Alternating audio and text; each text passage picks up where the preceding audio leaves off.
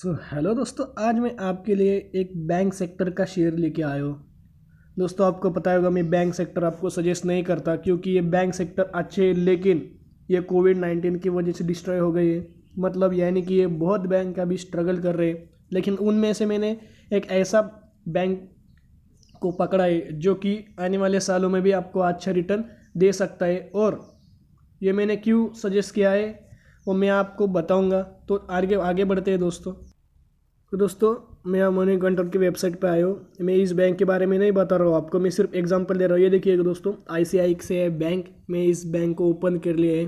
तो इसने कितने तक का रिटर्न दिया था ये देखिए दोस्तों। ये गिर कर 300 रुपीज़ तक आ गया था, और 300 से सिर्फ कितने तक गया था ये देख 300 से कितने तक गया अभी दिखा देता हूँ। ये देखिए 300 से सिर्फ 400 कितना, 300 से 400। मैं ये नहीं कह रहा कि ये बैंक खराब है, ये बैंक बहुत अच्छे है, लेकिन सिर्फ एक कोविड-19 की वजह से इसमें जो गिरावट हुई थी, ये जो आप देख रहे हैं कोविड-19 की वजह से ही गिरावट हुई थी। अभी तक ये रिकवर नहीं हुआ। यानी कि दिग्गज ट्रेडर्स है वो बोल रहे हैं कि ये आने वाले साल में हो सकता है, लेकिन हम प्रिडिक्ट नहीं कर सकते दोस्तों। ये कोई भी प्रिडिक्ट नहीं कर सकता। ये 1 साल में हो जाएगा, या 2 साल में हो जाएगा, या 3 साल में हो जाएगा। ये कोई भी प्रिडिक्ट नहीं कर सकता। और मैं आ गया अब एक्सिस बैंक के ऊपर। तो एक्सिस बैंक का भी हम देख लेते हैं। ये देखिए दोस्तों, ये जो कोरोना वायरस के वजह से कोविड-19 की वजह से गिरावट हुई थी, वो कितने तक हुई थी ये देखिए, दिखा देता हूँ। ये हुई थी लगभग, 1 मिनट आपको ठीक से दिखा देता हूँ। ये हुई थी लगभग 300 रुपीज़ तक ये स्टॉक आया था, और 300 से अब कितने तक जा चुका है, सिर्फ 500। 300 से 500 और फिर गिरावट। इधर देखिए ऊपर जाता है और फिर इतना गिरावट हो जाता है, देखिए सिर्फ 400। तो मैं ये कहना चाह रहा हूँ, ये बैंक अच्छी है, ये परफॉर्मेंस भी अच्छी देती है, ईयर ऑन ईयर्स भी अच्छी देती है, लेकिन सिर्फ एक कोविड-19 की वजह से ये गिर गया था। तो अभी तक ये पूरा इस लेवल तक की नहीं आया, ये सिर्फ स्ट्रगल कर रहा है। ये स्ट्रगल कर रहा है, तो मैं आपको ये बताऊंगा कि फ्रेश बाइंग आप इसमें मत कीजिएगा। तो वो कौन सा शेयर है मैं आपको दिखाई देता हूँ। तो ये देख लीजिए दोस्तों, मैं इस बैंक के ऊपर आ गया हूँ। इस बैंक का नाम है AU small finance bank limited. AU small finance bank limited. तो ये शेयर कहाँ तक गिर गया था, तो लगभग 400, कितने तक, लगभग 400 तक गिरा। और 400 से जो उसने 6 मंथ में ऐसे रिकवर किए जो होगी, जो कि HDFC बैंक ने नहीं की। HDFC बैंक आप जो 1000 के आसपास आया था, वो 1200 है। तो ज़्यादा कुछ नहीं किया इन्होंने। एक्सिस बैंक को आपको चार्ट पैटर्न दिखा दिया एक्सिस बैंक का, और फिर ICICI बैंक भी दिखा दिया। मैं ये नहीं कर रहा हूँ कि ये बैंक खराब है, ये बैंक दोस्तों बहुत अच्छी है, बहुत गजब की बैंक है, लेकिन सिर्फ एक कारण की वजह से ये बैंक स्ट्रगल कर रही है। सिर्फ स्ट्रगल में शब्द यूज़ कर रहा हूँ, ये बैंक कोई खराब नहीं है, ये बैंक बहुत अच्छी है। तो ये देख लीजिएगा, ये 400 तक आया था, और 400 से अभी कितने तक गया, 799 तक गया। और फिर अगर मैं आप एक्सिस बैंक की बात करूँ, तो एक्सिस बैंक लगभग 300 से सिर्फ 400 या 450 तक ही रिकवर हुआ था। अगर आपको मैं ICICI बैंक की बात करूँ, तो ICICI बैंक भी सिर्फ 300 से 400 तक ही रिकवर हुई थी। लेकिन और अगर आप इस शेयर के बारे में बताऊंगा, तो ये बैंक्स लगभग 400 से 800 तक ये रिकवर होती। मतलब 400 से 800 लगभग इसने डबल कर दिया दोस्तों। आपका पैसा डबल हो गया, डबल हो गया आपका पैसा। अगर ये शेयर 400 से अगर 800 जाता है तो क्या होगा, पैसा डबल हो गया ना इन 6 मंथ। आप कोई भी बैंक चेक कर लो, HDFC बैंक चेक कर लो, एक्सिस बैंक चेक कर लो, या ICICI बैंक चेक कर लो, 6 महीने में इतना अच्छा खासा रिटर्न, वो भी 100% का रिटर्न कोई भी बैंक नहीं दे सकती। और हमें प्रिडिक्ट भी नहीं कर सकती कि इस बैंक ने इतना अच्छा खासा रिटर्न दिया है, तो आने वाले साल में भी ये अच्छा खासा रिटर्न दे सकती है। लेकिन सिर्फ हमें चार्ट पैटर्न देख कर नहीं बताएंगे, हम इसकी बैलेंस शीट देखेंगे, इसकी रिजर्व देखेंगे, कैश या कैश फ्लो देखेंगे। तो चलिए देख ले। तो दोस्तों, हम इसके रेवेन्यू के ऊपर आ गए हैं, जो कि ये देखिए रेवेन्यू, 1 मिनट में आपको ठीक से बता देता हूँ। ये देखिए रेवेन्यू, और दिसंबर 19 में कितना था, 1100 करोड़। और फिर सितंबर 20 में कितना था, 1212।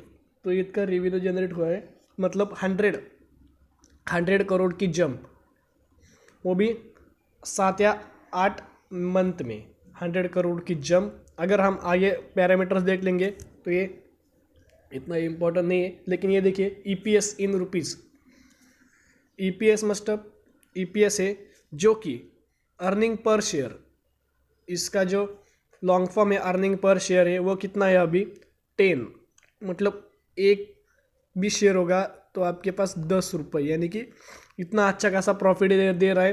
पहले कितना था 6, 4, 6 और फिर डायरेक्ट 10। तो ये जंप देख रहे हो कि 6 से 10 4 की जंप है। तो नीचे हम स्क्रॉल डाउन कर लेते हैं तो रेवेन्यू देख लेते हैं, रेवेन्यू कितना कंपनी जनरेट कर रही है 1280, 1767, 2949 और डायरेक्ट ये देख रहे हैं आप मार्च 2020 में 4286। तो यह अभी डबल कर दिया सिर्फ एक साल में, डबल। तो नीचे हम देख लेते हैं नेट प्रॉफिट भी देख लीजिएगा आप कि ये मैं नहीं चाहता, ये देखिए पहले कितना था, एक मिनट में ठीक से आपको बता देता हूँ। ये देखिए पहला कितना था 822, 292 और 382, 675। तो इतना खाचा कंपनी ने कवर अप कर लिया है। तो नीचे हम देख लेते हैं और क्या पैरामीटर्स हम देख सकते हैं। बोरोइंग, हाँ दोस्तों बोरोइंग कंपनी के पास है। अगर आप बोरोइंग को नए प्रिडिक्ट करते तो ये कंपनी अच्छा खासा प्रॉफिट दे सकती है, लेकिन बोरोइंग है कितना 7,000, 15,000, 28,000। तो ये हम देख सकते हैं कि बोरोइंग ये खतरे की घंटी हमें लग सकती है। तो आप अपनी खुद की रिसर्च करके भी ये निर्णय ले सकते हैं। तो फिक्स एसेट देख लेते हैं 36, 380, 440। तो ये भी बढ़ रहे हैं। और अगर हम नीचे आएंगे, फिर नीचे आएंगे तो देखिए प्रमोटर्स की होल्डिंग, तो ये कितनी है 32, 30, 30 और 29। तो ये आप जान लीजिएगा कि प्रमोटर्स अपनी हिस्सेदारी कम कर रहे हैं, लेकिन जो फॉरेन निवेशक है वो इंटरेस्टेड है। 25, 26, 28, 29 और पब्लिक के पास 26, 24, 27 पब्लिक भी इधर इंटरेस्ट है, यानी कि कुछ तो बैंक में आने वाले साल हो जाएगा। तो आपने ये सब पैरामीटर्स तो देख ही लिए कि ये एक्सिस बैंक या ICICI बैंक से अच्छा खासा प्रॉफिट हमें दे सकता है। तो आप अंदाज़ लगा सकते हैं क्यों अगर आपने एक्सिस बैंक या ICICI बैंक को बाय किया है तो प्लीज़ होल्ड कीजिएगा, लॉन्ग टर्म के हिसाब के रख लीजिएगा, इसको लॉस में मत निकालिएगा, क्योंकि अच्छे खासे प्रॉफिट आपको दे सकता है। वो भी फ्यूचर की बात हो रही है, ये कोई नहीं प्रिडिक्ट कर सकता 1 साल में हो जाएगा सर, 2 साल में हो जाए सर क्या 3 साल में हमें वेट करना पड़ेगा, तो सर क्या हम इसे सेल कर दें, ये आपके ऊपर है दोस्तों। मैंने सिर्फ बताने का काम किया।